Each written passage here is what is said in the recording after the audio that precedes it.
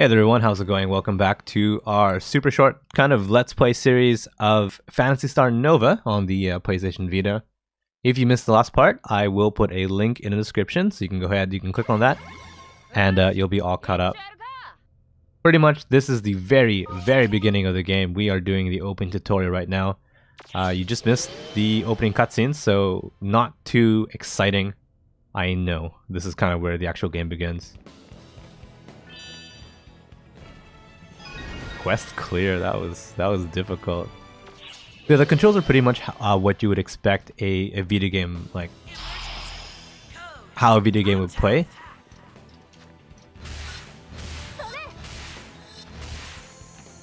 The camera does turn really fast. It's not nuanced at all. I think that's just how a lot of video games are. I remember like Final Fantasy Type 0 was a PSP game and then got ported to PS4 and PC, and those camera controls were wild. And it had a sick amount of motion blur, which was I think a pretty major complaint among players, which it did get patched actually eventually.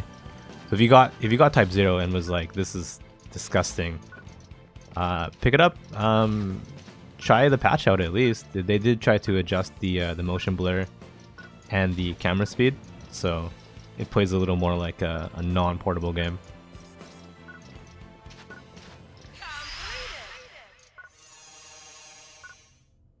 One of my favorite things of this game is, and Phantasy Star Online 2 for that matter, is the, like, I don't even know, the system voice where it's like code attack or whatever.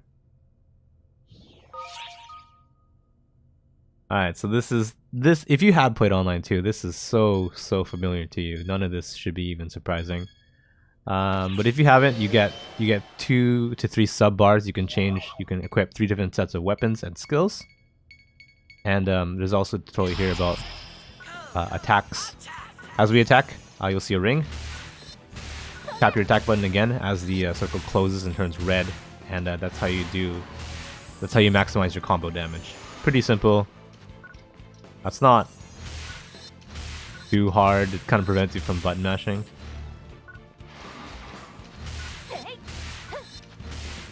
That is it.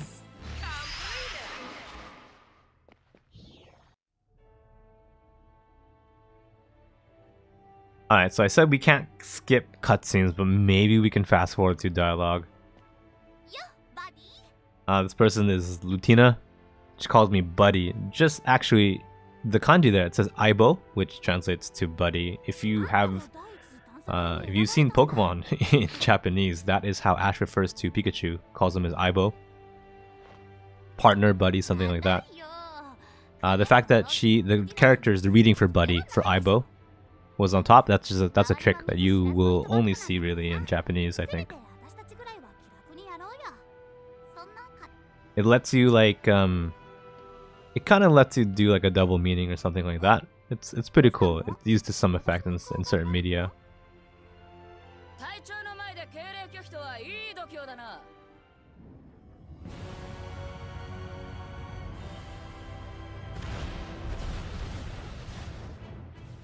I know we kind of sped through that cutscene, but pretty much what's happening is that we're getting sucked into the planet here.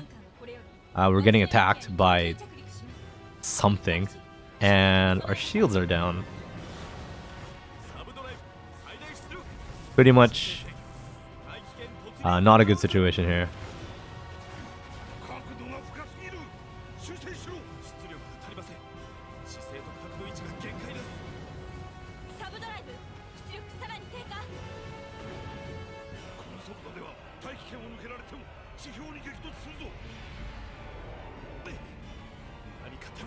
Alright, so basically crash landing is unavoidable. We're just gonna crash.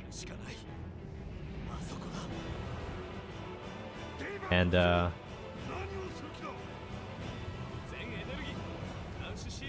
guess we're gonna crash over there.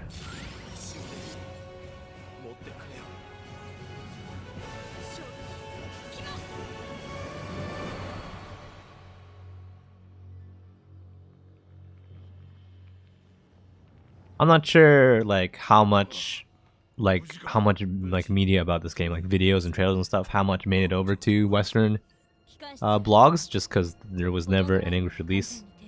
But they did promote a lot of the co-op play of this.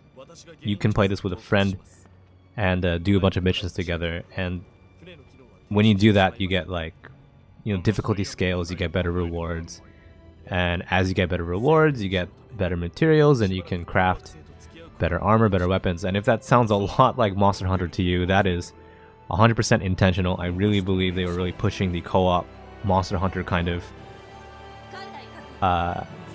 appeal, that kind of angle.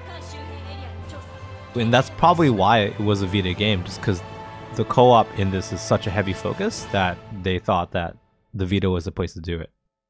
That being said though, I think there is a reason why Monster Hunter is still going strong, and there isn't a Nova 2. Still though, I mean, it's an alright game. It's fun. It has fun moments. But yeah, I just wanted to jump into the beginning of the game, just take a quick look just so you guys can see how it is. Maybe you can decide for yourself if the game is fun or not.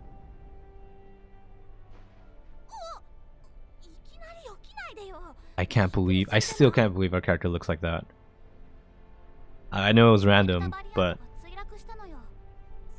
I don't know. It could have been worse, I guess. I guess the second character wasn't. Second character that was randomized wasn't all that great.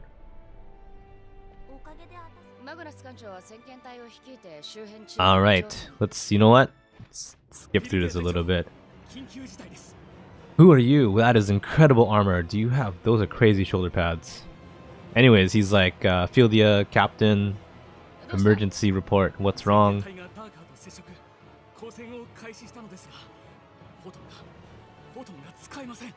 We're under attack by Darkers. Is that what they're called in English? Has anyone played, like, are Darkers in the other games? And are they called Darkers? Because that doesn't seem like a great name, I think. Basically, he said, this guy said, we can't use Photon or Photon art. So if you know Phantasy Star, that's pretty bad. Photon is like the magic, I guess, of this world. And just like the energy of your weapons and stuff. So without being able to use that, you're kind of SOL here.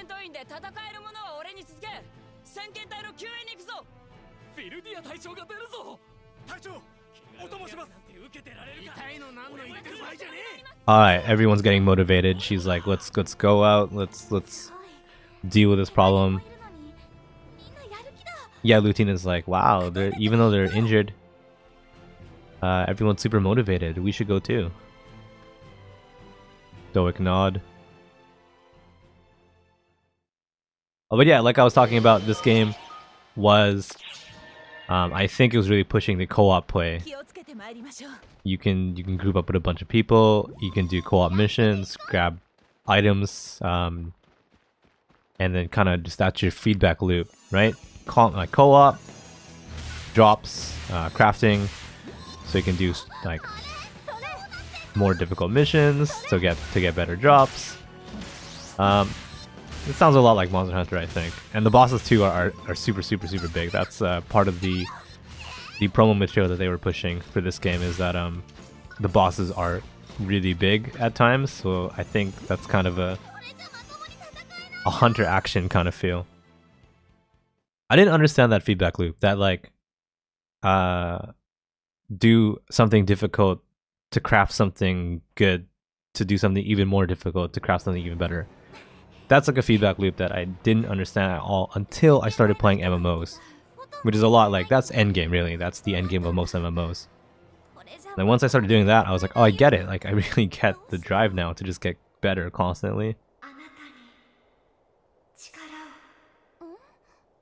If that's not your thing though, if you're not really into just doing missions with your friends over and over again, the game does have a story. This is it. I'm not explaining it, I'm sorry, but it does have a story. You're not obligated at all to do any of the hard stuff.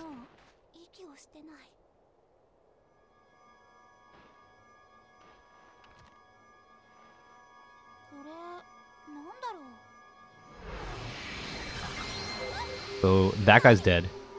That's a hologram. Her name is Yuno. And she said she's going to give us the power of Gran.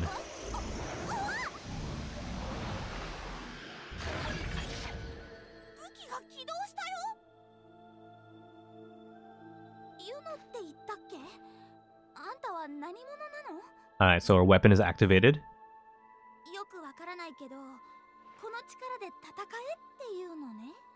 And now we can fight.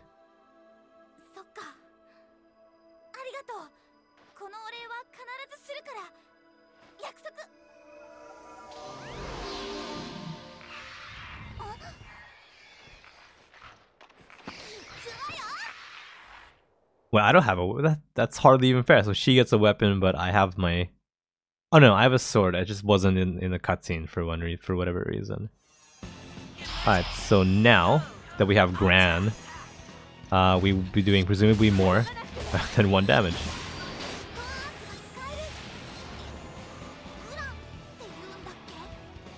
That's it. Definitely. I just totally missed. Probably should have locked on there.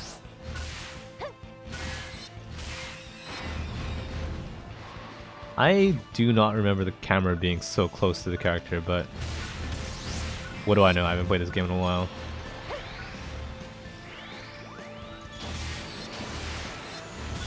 You know what?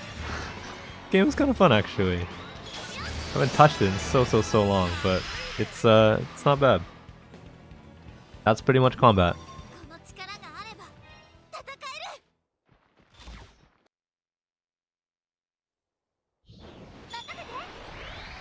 Alright, that's gonna do it for now. So if you... I'll do a little bit more. I'll do one more part just to get some more story in, maybe a little more gameplay. So if you don't want to miss it, keep it just keep it on the channel. It'll be up eventually within, I don't know, a day or two. Go ahead and share this with a friend if you have a friend who likes Phantasy Star, JRPGs, Japanese games, whatever. And let me know what you thought. You can leave a comment on this video. You can message me on Twitter or wherever you can get a hold of me. As always, thank you very much for watching. I'll see you in the next one. Take care.